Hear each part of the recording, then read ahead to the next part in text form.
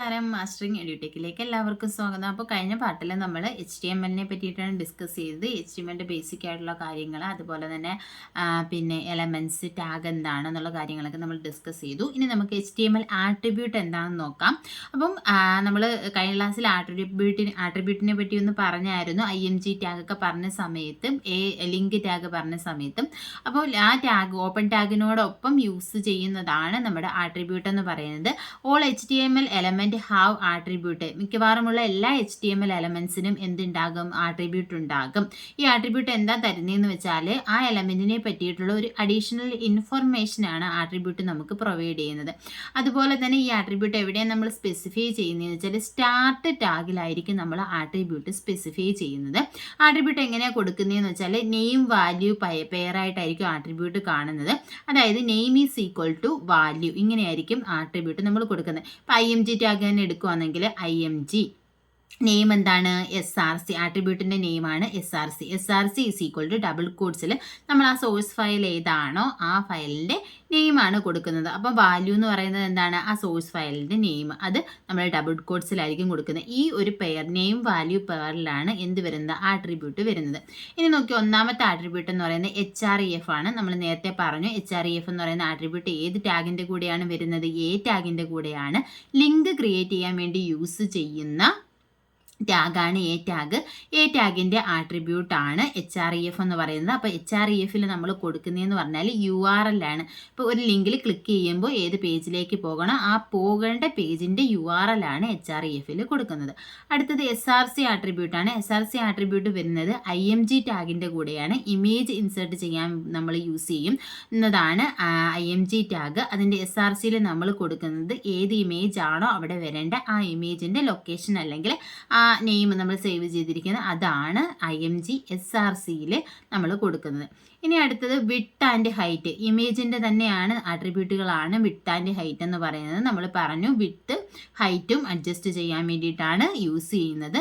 നമ്മൾ വിഡ്ത്തും ഹൈറ്റും വാല്യൂസ് പിക്സലിലാണ് കൊടുക്കുന്നത്, ഇമേജിൻ്റെ ഹൈറ്റും വിഡ്ത്തും കൊടുക്കുന്നത്. ഇപ്പം നോക്കിയേ, ഇവിടെ IMG SRC വാല്യൂ കൊടുത്തു. Width is equal to 500, height is equal to 600. ഇങ്ങനെയാണ് നമ്മൾ വാല്യൂസ് കൊടുക്കുന്നത്. ഇനി വരുന്നത് സ്റ്റൈൽ ആട്രിബ്യൂട്ടാണ്. സ്റ്റൈൽ ആട്രിബ്യൂട്ട് യൂസ് ചെയ്യുന്നതെന്ന് വെച്ചാൽ നമ്മുടെ പാരഗ്രാഫ് ടാഗിലൊക്കെയാണ് സ്റ്റൈൽ ആട്രിബ്യൂട്ട് യൂസ് ചെയ്യുന്നത്. എന്തൊക്കെ യൂസ് ചെയ്യാം? അതിനകത്ത് ആഡ് ചെയ്യേണ്ട എലമെൻറ്റ്സ് എന്ന് പറഞ്ഞാൽ നമുക്ക് കളറ്, ഫോണ്ട്, സൈസ് ഒക്കെ നമുക്ക് ഇതിനകത്ത് ആഡ് ചെയ്യാം. ഇപ്പം നോക്കിയേ, paragraph style is equal to double കോഡ്സിൽ colour red. This is a red paragraph. അപ്പോൾ എന്ത് ചെയ്യും? റെഡ് കളറിൽ നമ്മുടെ പാരഗ്രാഫ് വരാൻ വേണ്ടിയിട്ട്. അപ്പോൾ style is equal to colour കൊടുക്കാം നമുക്ക്. അതുപോലെ തന്നെ ഫോണ്ട് ഏതാണെന്നുള്ളത് നമുക്ക് ഇവിടെ ഫോണ്ട് കൊടുത്തിട്ട്, കോളം കൊടുത്തിട്ട് ഫോണ്ട് കൊടുത്ത് ആ ഫോണ്ട് വരും. അതുപോലെ തന്നെ സൈസൊക്കെ നമുക്ക് കൊടുക്കാം. അപ്പം പാരഗ്രാഫ് ടാഗിലൊക്കെ നമുക്ക് ഇത് യൂസ് ചെയ്യാം. ഈ സ്റ്റൈൽ എന്നുള്ളത് ബോഡിയിൽ യൂസ് ചെയ്യാം. അപ്പോൾ ഇത് സ്റ്റൈൽ ആട്രിബ്യൂട്ട് വരുന്ന എലമെൻറ്റ്സ് ഏതൊക്കെയാണെന്ന് വെച്ചാൽ കളറ്, ഫോണ്ട്, സൈസൊക്കെയാണ് സ്റ്റൈൽ ആട്രിബ്യൂട്ടിനകത്ത് വരുന്നത്. ഇനി നമുക്ക് പറയാനുള്ളത് ഹൊറിസോണ്ടൽ റൂളാണ്. ഞാൻ നേരത്തെ പറഞ്ഞു HR ടാഗും BR ടാഗും. കഴിഞ്ഞ പ്രാവശ്യം നമ്മൾ പറഞ്ഞു എന്താ, MD എലമെൻ്റ് ആണ് HR ടാഗ്, BR ടാഗ് എന്ന് പറയുന്നത്. അപ്പം HR ടാഗ് എന്ന് പറഞ്ഞാൽ used to define a thematic break in HTML page and is most often displayed as a horizontal rule. ഒരു ഹൊറിസോണ്ടൽ റൂൾ അല്ലെങ്കിൽ ഇങ്ങനെ ഒരു ഹൊറിസോണ്ടൽ ലൈൻ വരാൻ വേണ്ടിയിട്ടാണ് നമ്മൾ HR ടാഗ് യൂസ് ചെയ്യുന്നത്. അപ്പം എന്തെങ്കിലും രണ്ടോ അതിലധികമോ കണ്ടൻസിനെ സെപ്പറേറ്റ് ചെയ്യാൻ വേണ്ടിയിട്ട് നമുക്ക് ഏത് യൂസ് ചെയ്യാം? HR ടാഗ് യൂസ് ചെയ്യാം. ഇപ്പോൾ ഇവിടെ നോക്കി, H1 this is a heading. ഒരു ഹെഡിങ് ഉണ്ട്, ഇവിടെ ഒരു പാരഗ്രാഫ് കൊടുത്തിട്ടുണ്ട്. അത് കഴിഞ്ഞിട്ട് HR ടാഗ് വന്നു. അടുത്ത രണ്ടാമത്തെ ഹെഡിങ് ഉണ്ട്, അവിടെ ഒരു പാരഗ്രാഫ് കൊടുത്തിട്ടുണ്ട്. അത് കഴിഞ്ഞിട്ടൊരു HR ടാഗ് വന്നു. അപ്പോൾ എന്ത് ചെയ്തു? ഈ HR ടാഗ് വരുമ്പോൾ അവിടെ നമുക്ക് എന്ത് ചെയ്യും? ഒരു ഹൊറിസോണ്ടൽ ലൈൻ ഡ്രോ ചെയ്ത് വരും. ഇനി അടുത്തത് നമുക്ക് പറയാനുള്ളത് HTML ലൈൻ ബ്രേക്ക് ആണ്. ലൈൻ ബ്രേക്ക് MD എലമെൻറ്റ് പറഞ്ഞ സമയത്ത് നമ്മൾ പറഞ്ഞാണ് BR ടാഗാണ് ലൈൻ ബ്രേക്ക് കൊടുക്കാൻ വേണ്ടിയിട്ട് യൂസ് ചെയ്യുന്നത്. ലൈൻ ബ്രേക്ക് എന്ന് പറഞ്ഞാൽ അടുത്ത ലൈനിൽ BR ടാഗ് കഴിഞ്ഞിട്ട് കൊടുത്തിട്ടുള്ള കണ്ടന്റ് എന്ന് പറയുന്നത് അടുത്ത ലൈനിലായിരിക്കും വരുന്നത്. ഇനി നമുക്ക് പറയാനുള്ളത് ബാക്ക്ഗ്രൗണ്ട് കളറാണ്. അപ്പോൾ പാരഗ്രാഫിന്, ഹെഡിങ്ങിനൊക്കെ നമുക്ക് എന്ത് ചെയ്യാം? ബാക്ക്ഗ്രൗണ്ട് കളർ കൊടുക്കാൻ വേണ്ടിയിട്ടാണ് ബാക്ക്ഗ്രൗണ്ട് കളർ യൂസ് ചെയ്യുന്നത്. അപ്പോൾ ഇവിടെ ഒരു എക്സാമ്പിൾ കൊടുത്തിട്ടുണ്ട്. ബോഡിക്കകത്ത് H1 ഒരു ഹെഡിങ് കൊടുത്തിട്ടുണ്ട്. Style is equal to background colour powder blue കൊടുത്തിട്ടുണ്ട്. ദിസ് ഈസ് എ ഹെഡിങ് എന്ന് കൊടുത്ത് H1 ക്ലോസ് ചെയ്തു. അടുത്തൊരു പാരഗ്രാഫ് ഓപ്പൺ ചെയ്തു. Style is equal to background colour tomato കൊടുത്തു. അതിനുശേഷം ദിസ് ഈസ് എ പാരഗ്രാഫ് എന്ന് കൊടുത്തു. പാരഗ്രാഫ് ക്ലോസ് ചെയ്തു. ബോഡി ക്ലോസ് ചെയ്തു. അപ്പോൾ ഇതെങ്ങനെയാണ് നമ്മുടെ വെബ് പേജിൽ ഡിസ്പ്ലേ ആകുന്നതെന്ന് നമുക്കൊന്ന് നോക്കാം. അപ്പോൾ ഇതാണ് നമ്മുടെ പ്രോഗ്രാം എന്ന് പറയുന്നത്. അപ്പോൾ ആ പ്രോഗ്രാം റൺ ചെയ്യുമ്പോൾ നമുക്ക് ഇവിടെ കാണാൻ കഴിയും നമ്മുടെ വെബ് പേജിൽ ഇങ്ങനെയായിരിക്കും വരുന്നത്. ദിസ് ഈസ് എ ഹെഡിങ്, ഇവിടെ കണ്ടോ ദിസ് ഈസ് എ ഹെഡിങ് എന്നുള്ളത് ഏതാ പവർ ബ്ലൂ എന്ന് പറയുന്ന കളറാണ് കൊടുത്തേക്കുന്നത്. അപ്പോൾ ബ്ലൂ ബാക്ക്ഗ്രൗണ്ട് കളറിൽ വരും. അടുത്ത ദിസ് ഈസ് എ പാരഗ്രാഫ് എന്ന് പറയുന്നത് ടൊമാറ്റോ ആണ് കൊടുത്തേക്കുന്നത്. അപ്പോൾ ടൊമാറ്റോ റെഡ് ആയിട്ടുള്ള കളറായിരിക്കും ഇതിൻ്റെ ബാക്ക്ഗ്രൗണ്ട് ആയിട്ട് വരുന്നത്. അപ്പോൾ ഇങ്ങനെ ബാക്ക്ഗ്രൗണ്ട് കളർ, ഇങ്ങനെയാണ് നമ്മൾ ബാക്ക്ഗ്രൗണ്ട് കളർ സെറ്റ് ചെയ്യുന്നത്. അപ്പം ഹെഡിങ്ങിന് വേണമെങ്കിലും കൊടുക്കാം, പാരഗ്രാഫിന് കൊടുക്കാം, ബോഡിക്ക് വേണമെങ്കിൽ നമുക്ക് ബാക്ക്ഗ്രൗണ്ട് കളർ കൊടുക്കാം. ഇനി അടുത്ത ടോപ്പിക്ക് നോക്കാം. അടുത്തതെന്ന് പറഞ്ഞാൽ ടെക്സ്റ്റ് കളറാണ്. അപ്പോൾ colour property define the text colour of HTML element. ഒരു HTML എലമെൻറ്റിൻ്റെ ടെക്സ്റ്റിന് കളർ കൊടുക്കാൻ വേണ്ടിയിട്ടാണ് നമ്മൾ കളർ യൂസ് ചെയ്യുന്നത്. ബാക്ക്ഗ്രൗണ്ട് കളർ ആണെങ്കിൽ ബാക്ക്ഗ്രൗണ്ടിന് കളർ കൊടുക്കാൻ വേണ്ടിയിട്ടും, കളർ ആണെങ്കിൽ ടെക്സ്റ്റിന് കളർ കൊടുക്കാൻ. ഇപ്പോൾ ഒരു ഹെഡിങ് കൊടുത്തിട്ടുണ്ട്. H1 style is equal to double കോട്ട്സിൽ കളർ ബ്ലൂ ആണ് കൊടുത്തേക്കുന്നത്. This is a heading. അപ്പോൾ ഈ ദിസ് ഈസ് എ ഹെഡിങ് എന്നുള്ളത് ബ്ലൂ കളറിൽ വരും.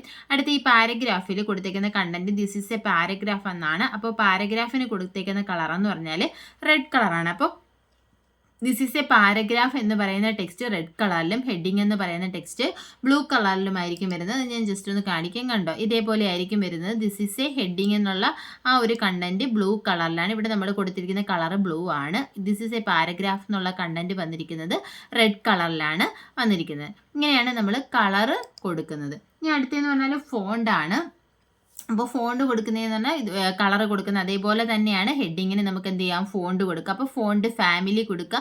ഏത് ഫോണ്ടാണോ വേണ്ട ആ ഫോണ്ട് സ്പെസിഫൈ ചെയ്യുക. ഇനി പാരഗ്രാഫ് ആണെങ്കിലും സ്റ്റൈലിൽ ഫോണ്ട് ഫാമിലി എന്ന് കൊടുക്കുക. അതിനുശേഷം കോളൻ ഇട്ടതിന് ശേഷം ഏത് ഫോണ്ടാണ് വേണ്ടതെന്ന് വെച്ചാൽ അത് കൊടുക്കുക. ഇപ്പം ഇവിടെ വർദ്ധാനയാണ് കൊടുത്തേക്കുന്നത്, ഇവിടെ കൊറിയറാണ് കൊടുത്തേക്കുന്നത്. അപ്പോൾ ദിസ് ഈസ് എ ഹെഡിങ് എന്നുള്ളത് ഈ ഒരു ഫോണ്ടിലും ദിസ് ഈസ് എ പാരഗ്രാഫ് എന്നുള്ളത് ഈ ഒരു ഫോണ്ടിലും ആയിരിക്കും വരുന്നത്.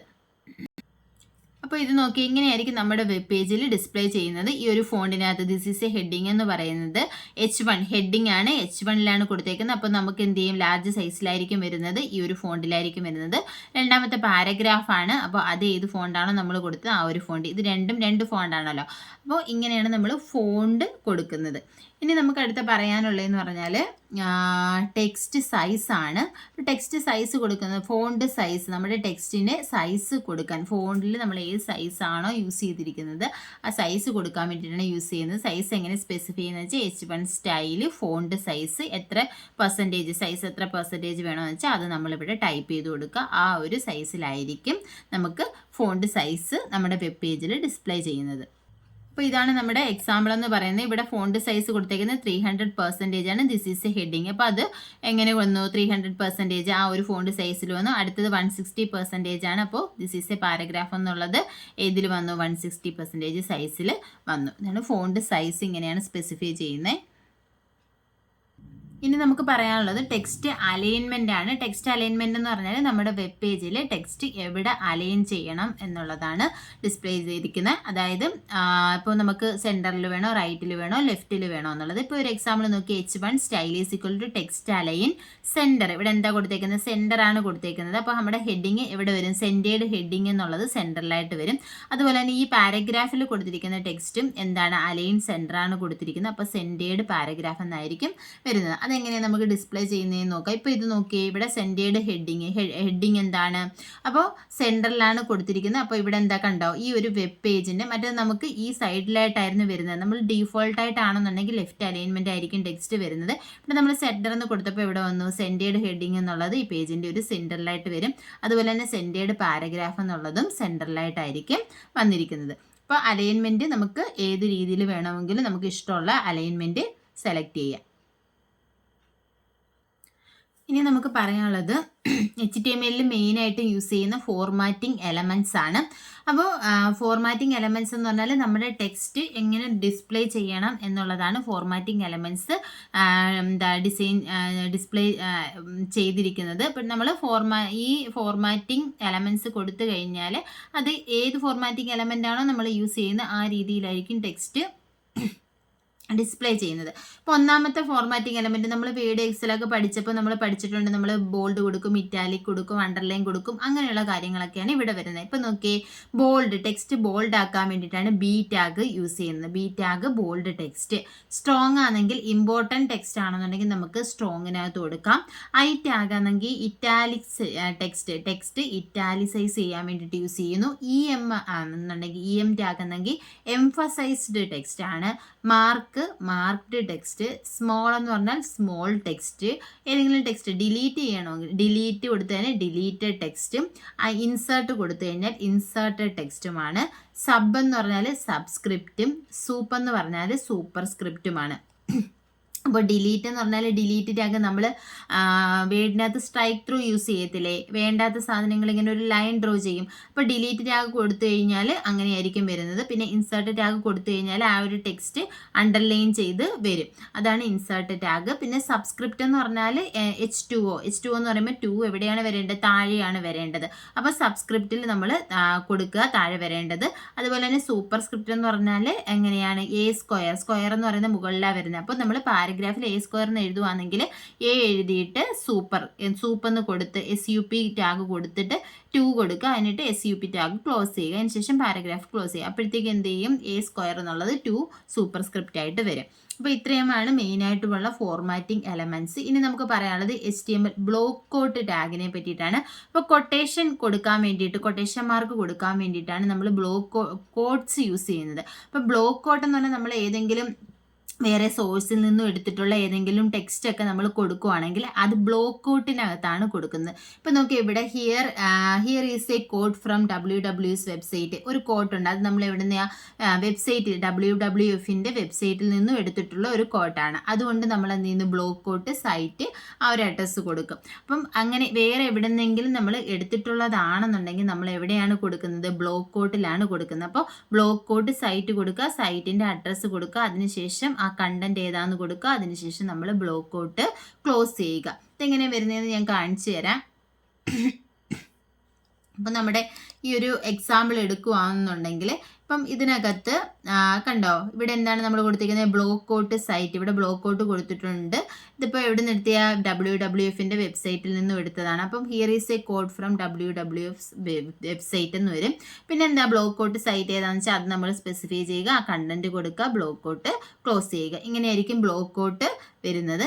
ഇനി അടുത്ത് നമുക്ക് പറയാനുള്ളതെന്ന് പറഞ്ഞാൽ ക്യൂ ടാഗ് ആണ്. ക്യൂ ടാഗ് എന്ന് പറഞ്ഞാൽ കൊട്ടേഷൻ, നമുക്ക് എന്തെങ്കിലും കൊട്ടേഷൻ മാർക്ക് കൊടുക്കാൻ വേണ്ടിയിട്ടാണ് നമ്മൾ ക്യൂ ടാഗ് യൂസ് ചെയ്യുന്നത്. ഇവിടെ ഒരു എക്സാമ്പിൾ ഉണ്ടോ? WWF's goal is build A future wear people live in harmony with nature. അപ്പം ഇതെന്ന് പറയുന്നത് നമുക്ക് എങ്ങനെയാണ് വരേണ്ടത്? കൊട്ടേഷൻ ഡബിൾ കോട്ടിലാണ് വരേണ്ടത്. ഡബിൾ കോട്ട്സ് വരാൻ വേണ്ടിയിട്ടാണ് നമ്മൾ ക്യൂ ടാഗ് യൂസ് ചെയ്യുന്നത്. അപ്പോൾ അതിൻ്റെ എക്സാമ്പിൾ എങ്ങനെ വരുന്നത് ഞാൻ കാണിക്കാം. ഇത് കണ്ടോ, ഇവിടെ ക്യൂ ടാഗ് കൊടുത്തിട്ടുണ്ട്. ക്യൂ ടാഗിൽ ഇവിടെ മുതൽ ഇവിടെ വരെയാണ് ക്യൂ ടാഗ് കൊടുത്തിരിക്കുന്നത്.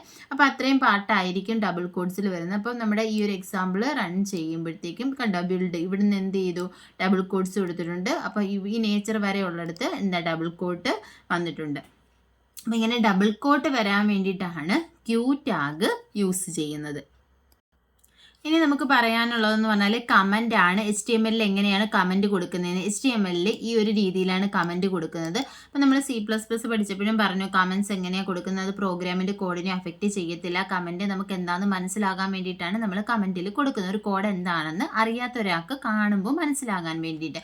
അപ്പോൾ കമൻറ്റ് നമ്മൾ ഇൻസേർട്ട് ചെയ്യുന്നത്, HTML ഇൻസേർട്ട് ചെയ്യുന്നത് കണ്ടോ, ഇവിടെ angle bracket, note, exclamation mark, അതുപോലെ തന്നെ ഹൈഫൻ, അത് കഴിഞ്ഞിട്ട് 2 ഹൈഫൻ, ആംഗിൾ ബ്രാക്കറ്റ് ക്ലോസ് ചെയ്യുക. ഇങ്ങനെയാണ് ഇവിടെ എന്താണ് ലെസ് ദാൻ, ഇവിടെ ഗ്രേറ്റർ ദാൻ. ഇപ്പോൾ ഇങ്ങനെയാണ് നമ്മൾ കമൻറ്റ് കൊടുക്കുന്നത്. അപ്പോൾ ഇത് ഓപ്പൺ ടാഗ് കൊടുക്കുക, അതിനുശേഷം കമൻറ്റ് എന്താ കൊടുക്കാനുള്ളതെന്ന് കൊടുക്കുക, അതിനുശേഷം ഇത് ക്ലോസിങ് ടാഗ്. അപ്പോൾ ഇത് മാറിപ്പോവരുത്, ഇങ്ങനെയാണ് കമൻറ്റ് ടാഗ് കൊടുക്കുന്നത്. അപ്പോൾ ഈ ഒരു സിമ്പിൾ ഓർത്ത് വെച്ചിരിക്കുക. എന്താ ലെസ് ദാൻ സൈൻ, നോട്ട്, അതുപോലെ തന്നെ എന്താ ഹൈഫൻ, 2 ഹൈഫൻ, അതിനുശേഷം ക്ലോസ് ചെയ്യുന്നിടത്ത് 2 ഹൈഫനും ഗ്രേറ്റർ ദാൻ സൈനുമാണ് ഉള്ളത്.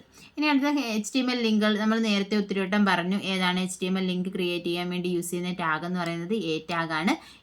href ആണ് അതിൻ്റെ ആട്രിബ്യൂട്ട്. hrefൽ നമ്മൾ വെബ് പേജ് URL ആണ് കൊടുക്കുന്നത്. അതിനുശേഷം ലിങ്ക് ചെയ്യേണ്ട ടെക്സ്റ്റാണ് ഇവിടെ കൊടുക്കുന്നത്. ഈ ടെക്സ്റ്റാണ് ലിങ്കായിട്ട് നമ്മുടെ വെബ് പേജിൽ വരുന്നത്. ഈ ടെക്സ്റ്റിൽ ലിങ്കിൽ ക്ലിക്ക് ചെയ്യുമ്പോൾ പോകുന്ന പേജിൻ്റെ അഡ്രസ്സ്, അതാണ് URL ആണ് ഇവിടെ കൊടുക്കേണ്ടത്.